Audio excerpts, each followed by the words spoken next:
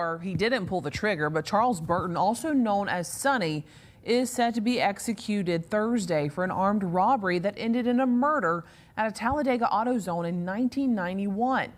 Alabama political correspondent Jessica Umbro talked with Burton's lead attorney, who says it's not too late for Governor Ivey to change her mind. All right, Jessica, thank you. Since taking office in 2017, Governor Ivey has only granted clemency one time. All right, taking a live look outside, a mix of blue, pink, and yellow. The weather has been sunny. We're seeing a lot of flowers and pollen. Oh, yes. Just walking into the studios today, pollen everywhere.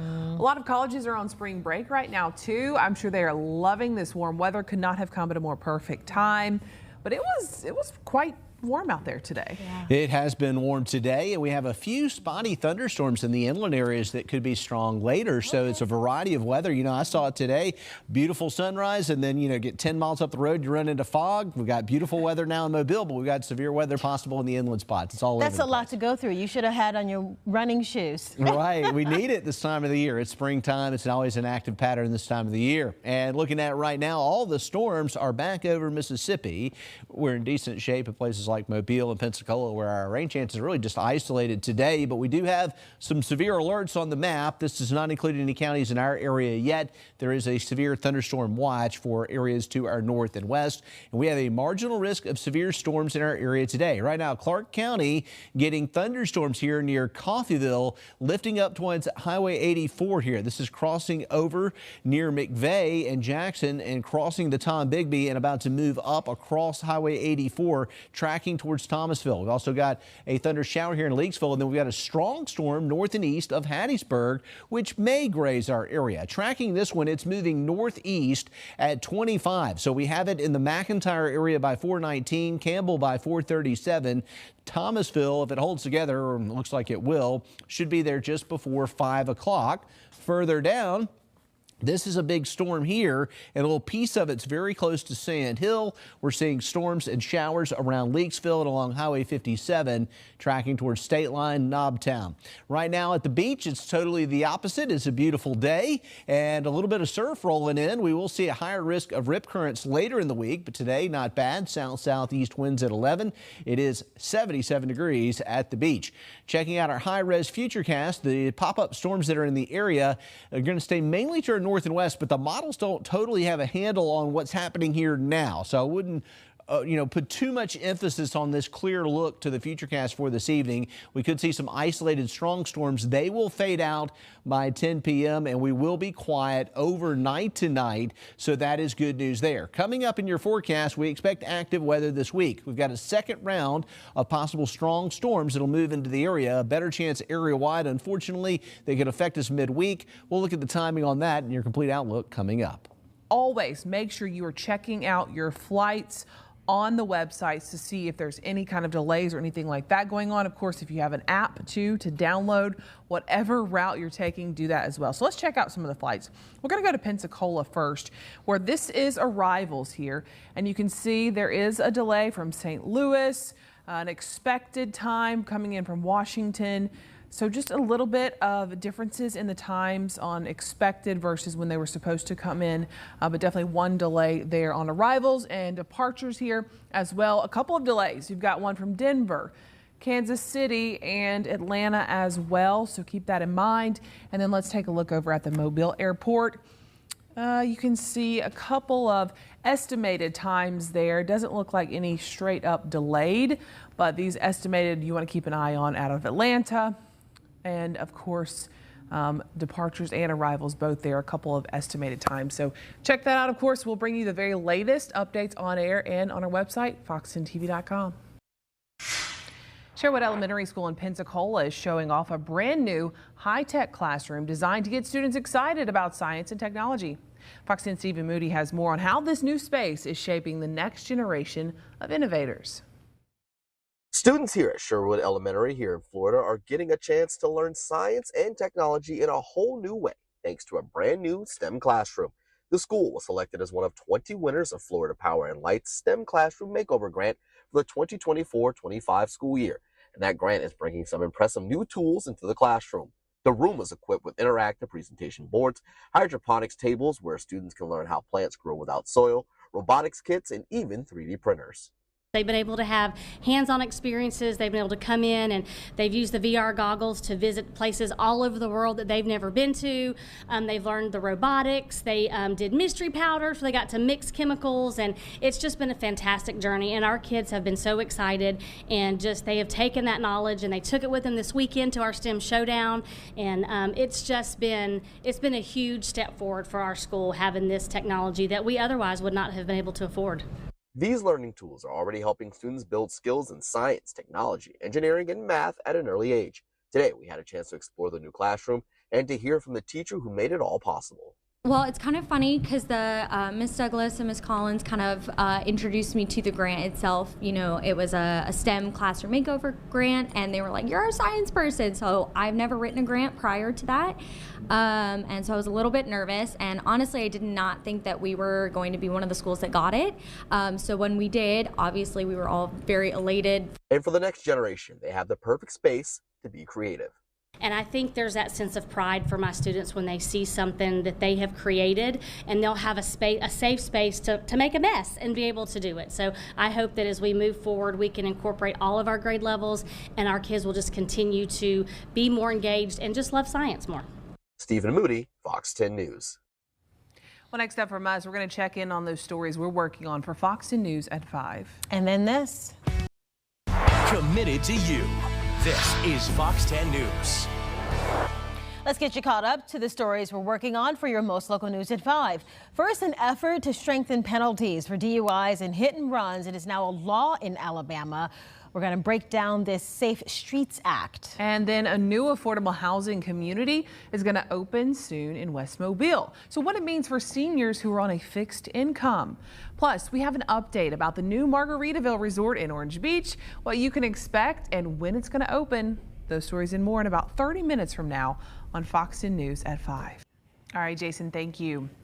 Well, challenging your brain could prevent early dementia and cognitive decline. Experts say a variety of habits and hobbies are like a cognitive workout, building knowledge and skills that could benefit parts of your brain as you get older.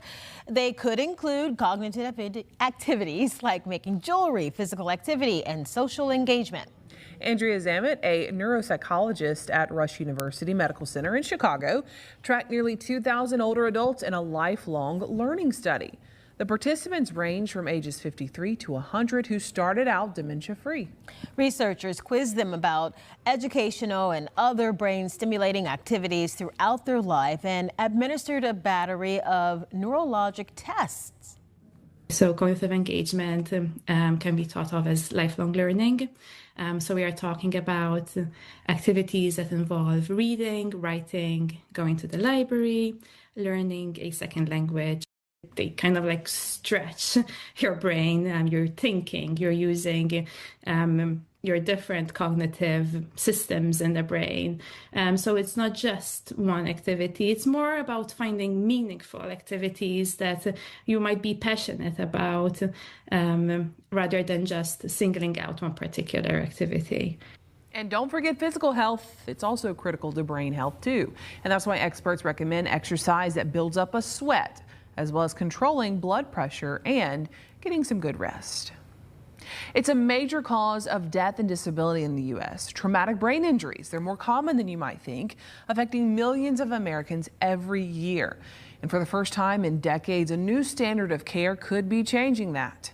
In today's Health Minute, Mandy Gaither talks to the senior author of updated brain trauma treatment guidelines that he says can save lives.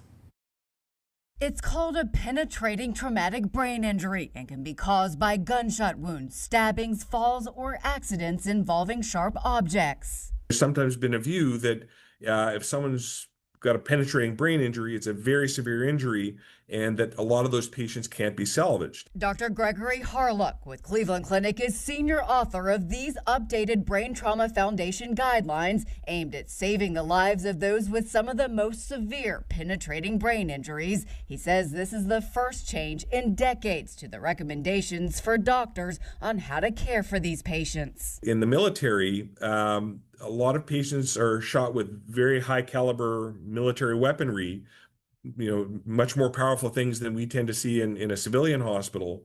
But the reality is those patients actually have better outcomes. The updated guidelines take cues from the military. Harlock says first, with this type of injury, doctors should screen and aggressively treat brain lesions, which are areas of the brain with damaged tissue. But he says that treatment should be a less invasive approach called endovascular surgery, which uses catheters to reach and repair damaged blood vessels.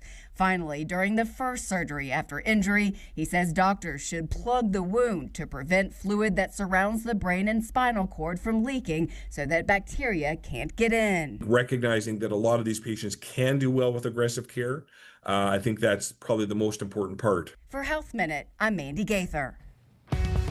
Coming up, while your grandmother's hobbies are the new hot trend for Gen Z and millennials, especially if you're looking to unplug.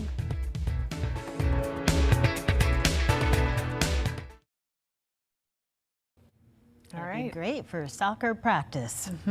Getting to go for a walk with my 3-year-old. He loves to be outside, so it's fun.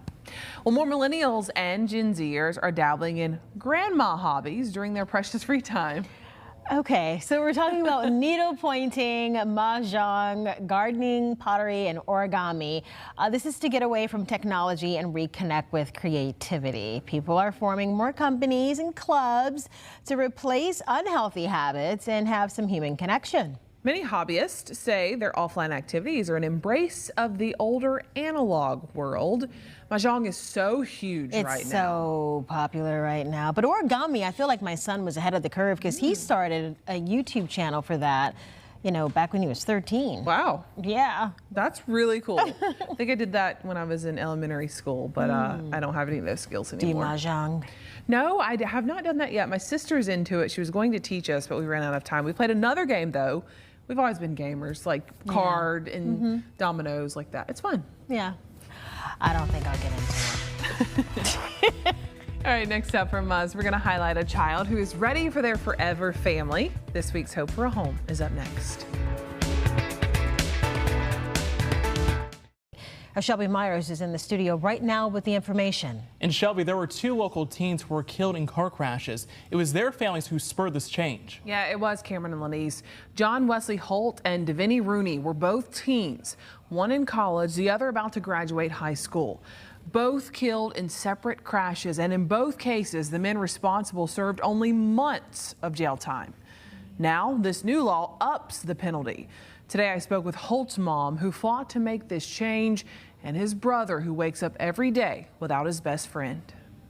John Wesley Holt was a sophomore at the University of South Alabama, majoring in electrical engineering. His mother, Florencia Holt, says he was tenacious. Once he set his mind to something, he was going to do the best. He was going to be the best at it. The 19-year-old died in 2023. His mother says he was walking down Old Shell Road trying to find a phone charger so he could let someone know he needed a ride. That's when he was hit by a car. Jasmine Johnson pleaded guilty to leaving the scene of an accident with injuries, a Class C felony. He was sentenced to 5 years split with only 1 year behind bars. He was out in 6 months, which it's an insult. Finding strength in her grief, John Wesley's mother went to work. When I was in the courtroom and we heard a 1-year sentence, I could hear John Wesley's voice in my ear going, "Mom, really? My life is only worth a year?" So at that point, I made it my mission to change the law. And she did, speaking with Alabama legislatures about strengthening penalties for people who leave the scene of a deadly crash. Mobile County District Attorney Keith Blackwood helped write the bill, and State Senator David Sessions, along with State Representative Margie Cox, sponsored it. John Wesley's story isn't the only one behind this law. Florencia Holt and Terry Rooney, 2 Mobile County mothers, are the driving force behind the Safe Streets Act. Rooney's daughter, Davini, was killed by a driver under the influence of drugs in 2020. He only served 6 months in jail. Davini was just days away from graduating Theodore High School. If this bill had been in effect back when my daughter got killed, we would have seen a whole lot more justice. The new law elevates leaving the scene of an accident causing death from a Class C felony to a Class B felony. Under the old law, killing someone while driving impaired could carry a lighter sentence than if the victim had survived. Larson, who's following John Wesley's footsteps as an engineering student at South Alabama, says this won't bring his brother back, but it's keeping his legacy alive. Knowing that it is going to help families that are going through the loss, going through the grief, although it doesn't bring them back, it's nice knowing that there's going to be some true consequences for actions. And under this new law, a judge can also make the defendant pay the victim's family restitution. That was not there before. The Deviney Rooney and John Wesley Holt Safe Streets Act takes effect October 1st, 2026. In the studio tonight, Shelby Myers, Fox 10 News.